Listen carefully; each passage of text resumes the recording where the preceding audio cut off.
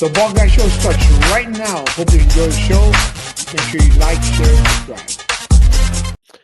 What's up, everybody? Before we get started with episode 18 of season 2, I want to remind you guys, if you guys have not gotten the book by my buddy Phil Herman, another film genius, he wrote this book, Invasion of the Horseshoe Crabs. Grab your copy off of Amazon. It's only $3.99 if you're going to get it on Kindle, or if you want, this is a paperback. It's only $9.99 or $10.99. All right, make sure grab your copy. Great book, very entertaining. Not that long. It's only about 100 and something pages, but very entertaining. All right, I'll drop the link. Also, the link to his IMDb page. You got to check out his films. My guest today, he's from the DFW area. If you guys don't know it by now, DFW is the next Hollywood. It is the next Hollywood. We got the great Michael W. Green doing stuff. We got, and my next guest, who's Kaegan Alazander Blaq. Let's bring him on. Kaegan, what's up, man? Thank you for joining me. Thank you for taking the time to talk to me and to share your story and so we could get to know you. How you doing? I'm doing good, JC. Thanks for having me on, man. Absolutely, man. It's funny because we just became friends on Facebook. And I checked Right. out. I checked out a couple of your films. Man, again, like I said, I told you earlier, and I told you as I messaged you, I fell in love with those films, man. I fell in love with both those films.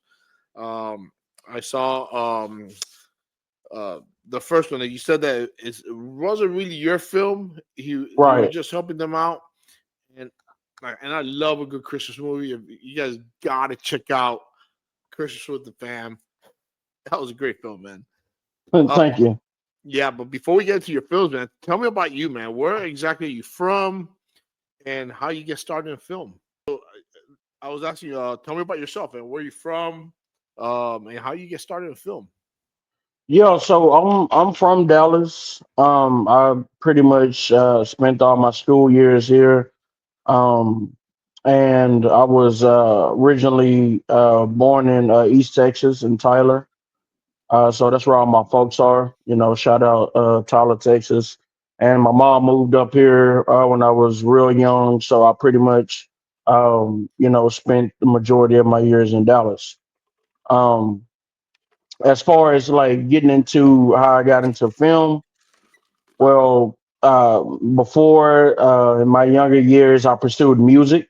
So I thought I was going to be the next big rapper to come from Dallas, and pursued it for a number of years. But along the path, I met someone who was into doing films. They were doing short films at the time. So I wanted to act. I always wanted to act.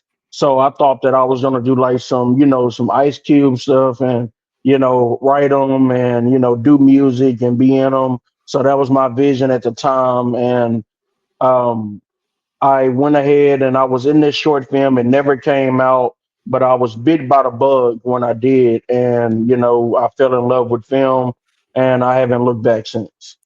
Man, that's awesome, man. And how long ago was that? So I'll say that was probably around like 2017, 2016 when I got introduced to film. The scene was much different than it is now.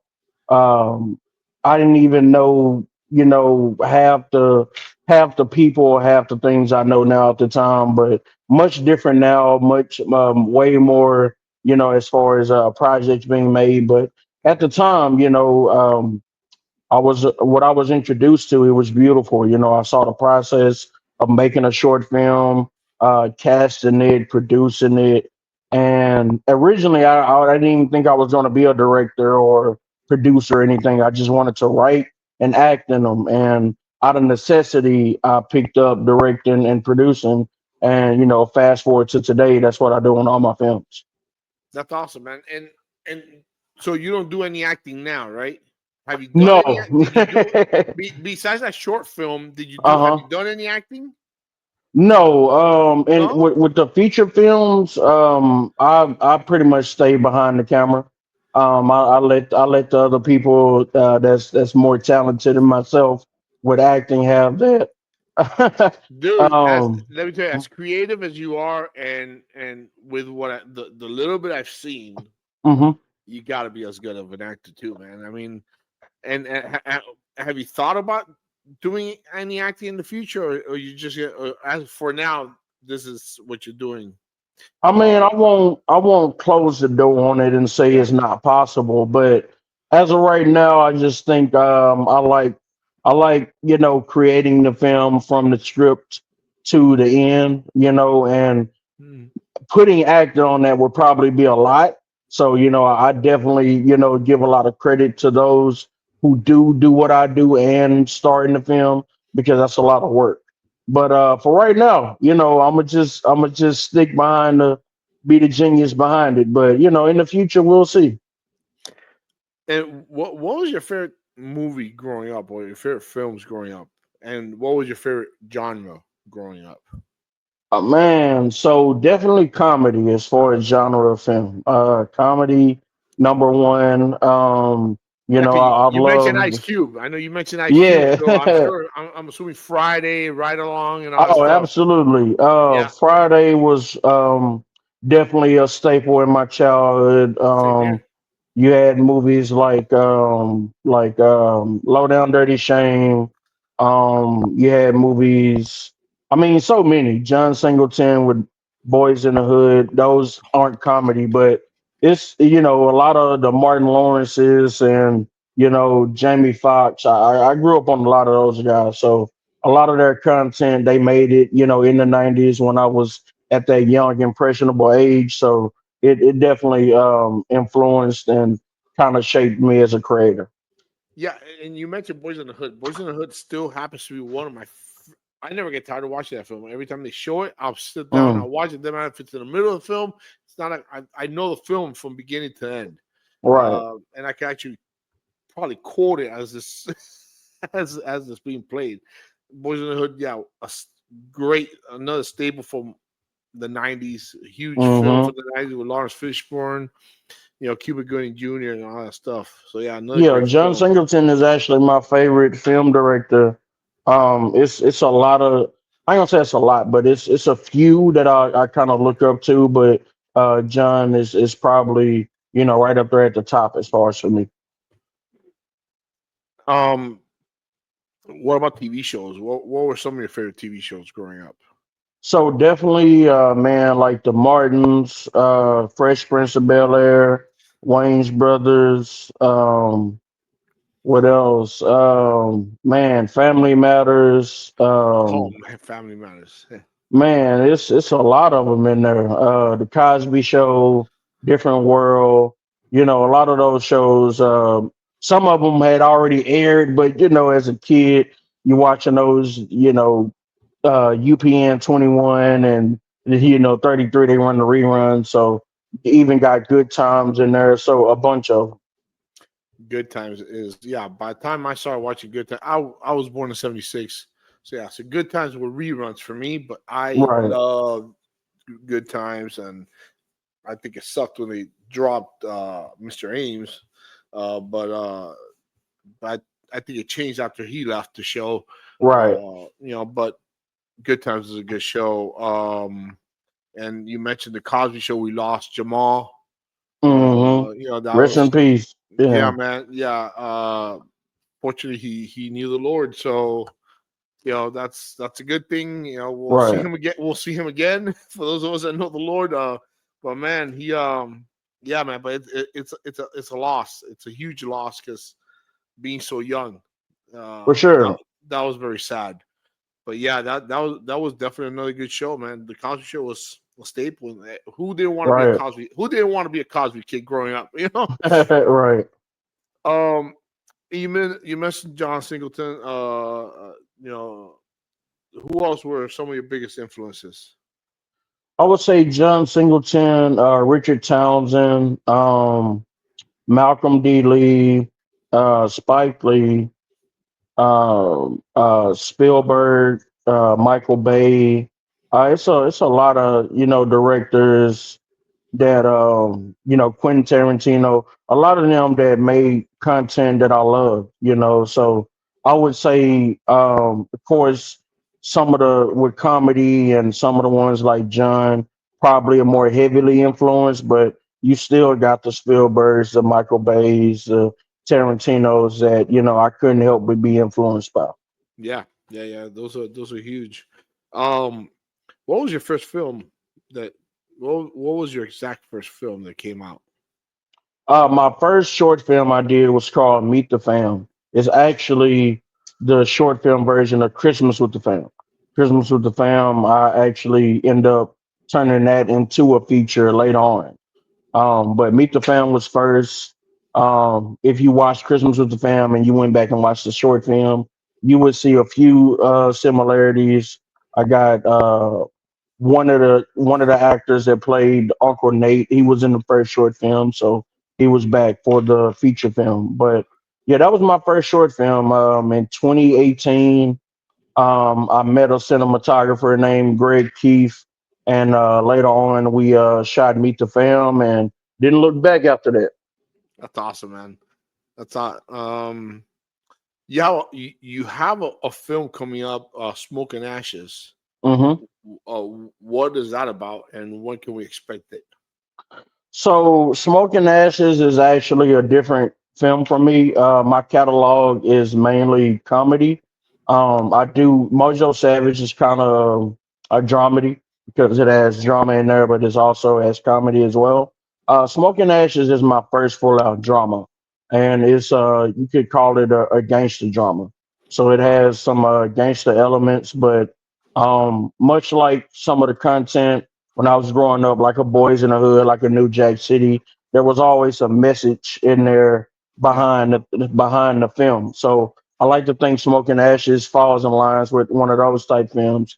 It's some of those elements in there that entertain you, but it's also underlying message that you could take away from it. I'm Uh, looking forward to that. And I saw that in post production. I saw on your mhm. IMDb page, which, by the way, folks, his IMDb page will be in the description. So you want to check out his films. I'm also going to share those are on Tubi and all that stuff. He has a lot of films in Tubi. You want to check out his films. This guy is hot. Um, Thank you. yes, sir. Yes, sir. You asked about when they expect it. Yeah, So right now we're actually just kind of wrapped up post production, moving into another phase, which is the distribution portion. So I would say you would probably expect it this winter would likely be really as far as nice. streaming. We'll have an actual premiere, for the public, likely sometime before the streaming date. Oh, that'll be awesome. That's great. That's awesome. Um, what's been your favorite film that's come out? I know all these are probably your babies. Right. Um, but what has been some of your most exciting and some of your most favorite films that have come out? So I would say, man, the drop spot, which is my first feature, is definitely a special moment for me because before I made that one, I didn't even know um, making feature films was possible. On the level in which we make them, as far as the independent filmmaker level. Like only thing you know is what you see, and you see these big Hollywood productions before 2021. So it's like that probably going to take a bunch of money or you're going to get the money. So before the drop spot, before we made it into a feature film, I didn't know it was possible. So that one has a special place in my heart because it was the first one. But if I had to say my favorite one, I would say it's probably Mojo Savage, um, because of the music background. And we put a lot of work into it. We made the soundtrack from scratch. So we got producers. I worked with the artists, and we crafted that soundtrack just for the movie.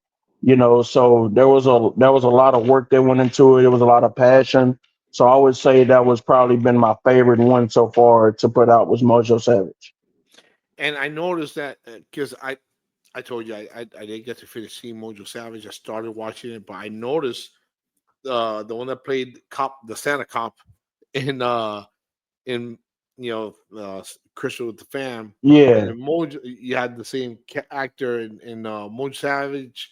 Um, so you use the same actors commonly, or and I've noticed that with some of the, for example, I don't know if you know Michael W. Green. Hmm. Sometimes he uses some of the same actors. And I get it. That's because you guys trust those people. Do you Yeah. do that with So most of your films?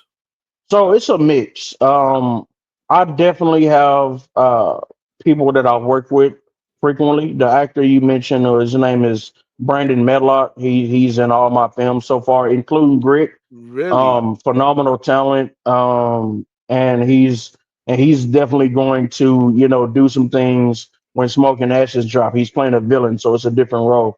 But I have him, and also shout out to my guy Dex Lewis. They are the most freaking collaborators, along with I think Corey Espy has made an appearance in all the movies as well. So there are definitely some people who I work with, and I love working with them because of their versatility and their understanding of my vision. I'm not an easy person to please, and I'm very hard on content. So when I do a production, it's not that it's strict or anything, but it is about business, and we are here to be great. We're here to make greatness. Absolutely. So those guys get it, who I work with frequently, and that's why you see them. But I also look for new faces. I'm always looking for talent that I can work with, and we can make some great work together. The past few films, I've pretty much, I'm not gonna say discovered, but I've worked with new people who also become favorites. So with Smoke and Ashes, it was somebody I worked with for the first time that I can't wait to get more work in, and Christmas with the Fam and Mojo Savage, the Dry Spot, so forth and so on. Yeah, and it's funny 'cause I just mentioned Michael W. Green, and he told me the exact same thing. He does a lot of comedy, but when he's behind the camera, he's it's business. Right, And most of the people he uses the same over and over is because they know his vision. They know it's the same thing. He's all about his business. Hey, we want to put out a good product. right. So I get you, man. That's totally understandable. Um, yeah, and the first movie you said, which I saw was Grit, and you said that that wasn't necessarily your film. That Right. was you were helping. So you do help other people out as well, huh? Well, so that was the first time that I tried it.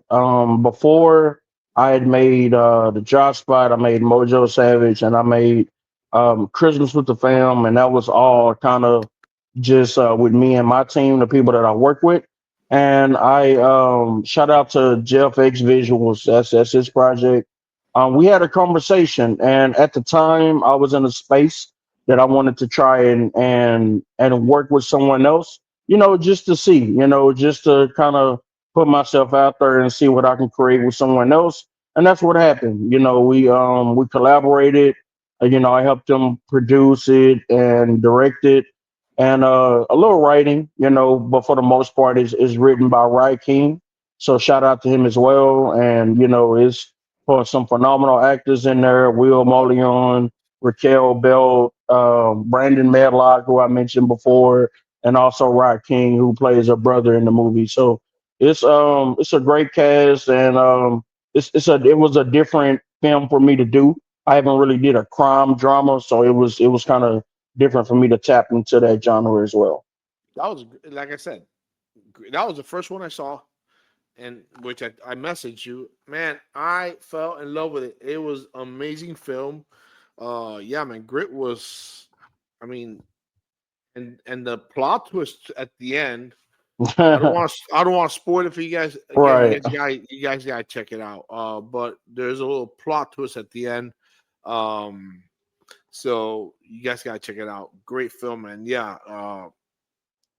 Uh, How do you come up with your films, man? What's your inspiration behind your films when you come up with a film?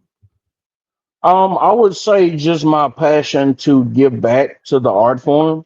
I've taken a lot from film. I was definitely a kid that played outside, but also loved a good movie. So it's a bunch of movies, and these are back in the day when you got everything on VCR and on tape. So you rewind that thing, go to Blockbuster, rent a movie. I'm from that generation where going to the Blockbuster Friday night was like Christmas, a little bit. So just being a lover of movies and getting to a point in life where it's like, you know what, maybe I should start making movies and just uh making a contribution to the art form and inspiring people the way I'm inspired by some of those people I mentioned earlier in the interview. And man, yeah, and you're obviously you're gonna inspire other people to do the same. As they watch your films, that you are gonna inspire others, and especially now that you're not just doing you're not just doing comedy, you're doing doing some drama now as well, which is again it's great that now you're doing something else. Um, has there been a film that you have been disappointed about? You feel me? All This of is them, not JC. All all of of them. them, Yeah. really. So when I say that I am that I'm hard on content, I'm the hardest on myself. I want to be great every time. So when the film comes out, it's not that it's bad or anything, but if you have a high expectation that you're aiming for and it under delivers to what you were expecting, it's a disappointment. So that's it's not on any. The biggest person that is on is me because I'm the person most responsible for what you see on the screen. I produce it, I write it, I direct it, I cast it. So in the end, if it doesn't come out the way it's supposed to, then it's on me. So I definitely take that to heart. And if I don't get the result that I want, then that means I need to be better. So each film I've been able to grow and have takeaways. But yeah, I would say I'm disappointed initially at all my films, because I'm always chasing that To be perfect better. film, and yeah, and to be better, of course. And we're never going, to probably make a perfect film, but I want to get as close as possible. How do you bounce back? What man? I go. Okay, I got disappointed. This. This is not exactly how it came. How do you bounce back? What do you do? What does Kagan do to bounce back from a disappointment? So I look internally. I look at where I could have been better. I know more than anybody the process it took from writing it to seeing it come to life. And so I know where, I made mistakes, where I could have been better, where I could have planned better, where I could have casted better, where I could have been a better writer. So I just try to make sure that in all the areas that I contribute to the film, that I'm better next time. And just shoot for growth. Ultimately, that's all I want to do is for people who follow me to see growth in every film. So when I see Smoke and Ashes, the last one was Christmas with the Fam. I want the takeaway to be, hey, we saw some growth. You might like Christmas with the Fam more because you might like comedy more. And Smoke and Ashes is not a comedy. So you might prefer another story over it. But in the end, the production, the quality, the acting, my directing, my producing, I just want you to be able to say, I saw some growth. Well, fortunately for me, I like it. I like all kinds of films. I am. I don't pick just any. I like action. I like drama. Right. I like. You know, I like it all, man. I like horror. You know, I I do love my comedy, but man, I like it all. So Same, same. I like all different kind of yeah, films. man, I give it all a chance. And I still like the black and white films.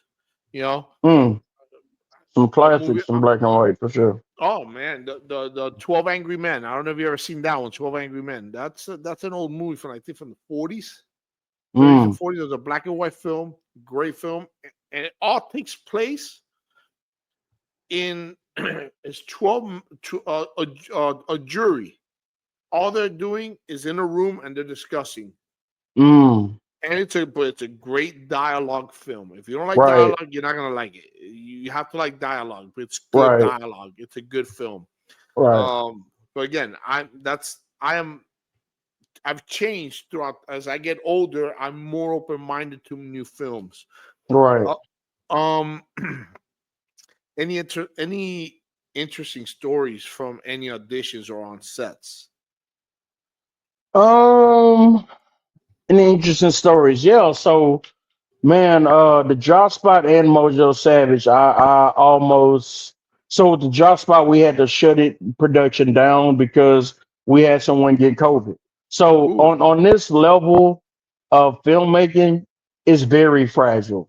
It's very fragile because we don't have $1 million to pay all the actors and keep them on a lot for 2 months while we shoot it or anything. You really have to trust people to take care of themselves, not get in trouble, and make it back next weekend to film. So in this case, it's like it really shows you how God can show you, something so amazing and then like kind of bring you down to earth. Because after this particular weekend, I felt so great because I thought we had crushed it. We did some great work. And then that Monday, one of the actors told me they tested positive for COVID. So now I have to, tell my cast, tell my crew, got to make sure people get tested. And other people did have COVID. So we actually had to shut down production for, I think, a couple weeks, 2, 3 oof. weeks, I think. And on this level, man, that can really make or break, your production. It could be the difference in you getting the film done and you not getting the film done. The executive producer of the film, shout out to Marcus Bailey, he was battling serious complication at the time. So there was a lot that could have detracted us from making the movie, but we still got it done. So it was beautiful how you saw the peaks and the lows, on that production.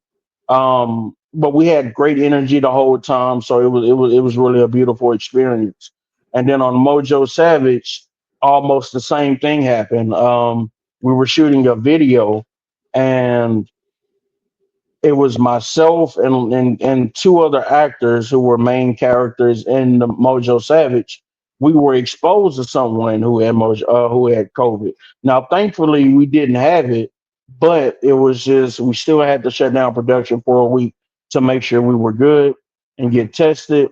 But there are a lot of obstacles sometimes that could keep you from, reaching your goals. So you have to be determined as an indie filmmaker to get it done because a lot of things can happen. Yeah, yeah. Has there ever been a time where you've needed to recast or let somebody go or anybody quit on you especially in the middle of filming? So the job spot I actually interesting story. I made the job spot as a short film at first. So when it was agreed that I was going to make the job spot a feature film, I was going to take my lead and my co-lead over to the feature film. Well, one of them went to jail, and the other one was my cousin, and we had a disagreement. So I actually had to fire my cousin, and we had Man, that already shot sucks. scenes. Yeah, we had already shot scenes. So that's probably the biggest reshoot I had to do so far. Usually, if I recast somebody after that, it's before we actually shoot scenes. So that's the only one where I actually had to let someone go and then actually go back and reshoot some of the scenes we shot with them. So that's probably the biggest disappointment so far. Going back to disappointments, oh man, that must have sucked, and that must have that cost money. Yeah, so of course everything costs money, especially when you have to do double work, when you have to Yeah, double back and do things you already did.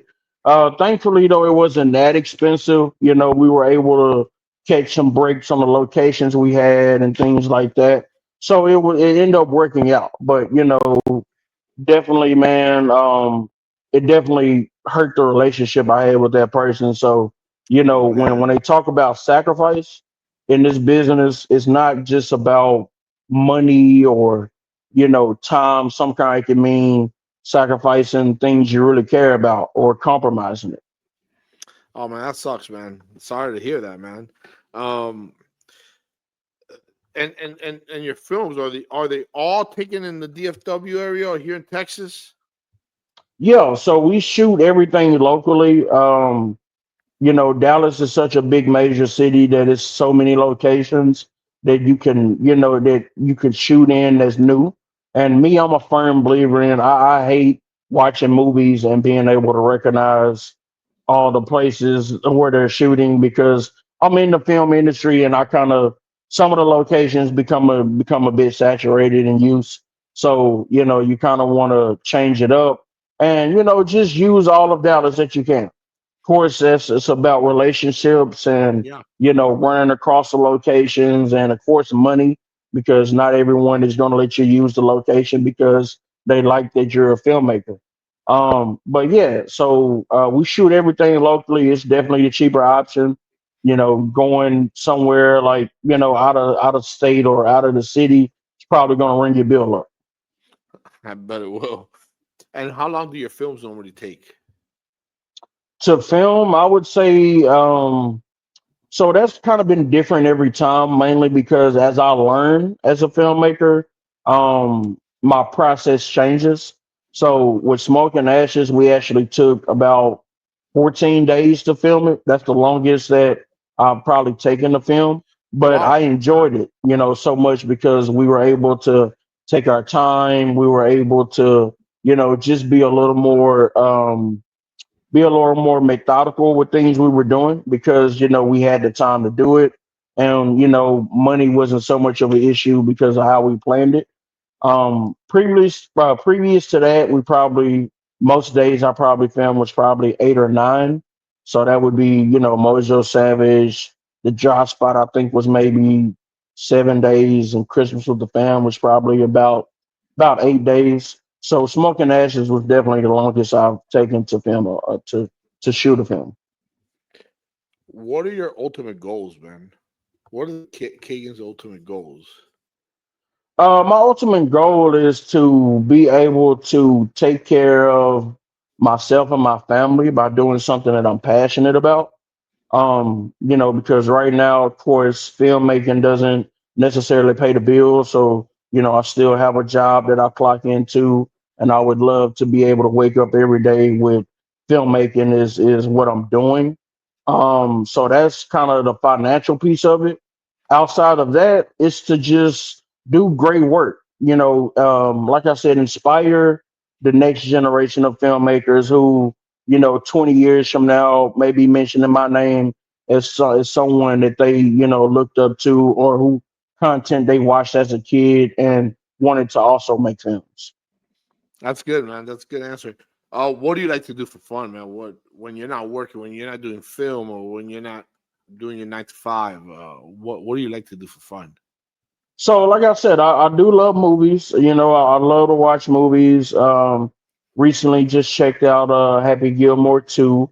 I also like That to, came you out. That know, came out already. Happy yeah, Gilmore 2 came out already. yeah, it's on Oh, Netflix. Yeah, it's on oh Netflix wow. as we speak. Yeah. Oh wow. I also love sports. I'm a big football and basketball fan. And you know, I play my game. You know, I have an Xbox, so you know, I get the game. I get in gaming a little bit. So yeah. Cool, man. Cool, cool. What's in store for you? Why I know you have Smoke and Ashes coming out.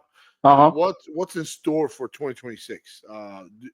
Is there anything else in the works Yeah. that's in your mind or that you start writing down already? Yeah, What do for we have sure. that you can share?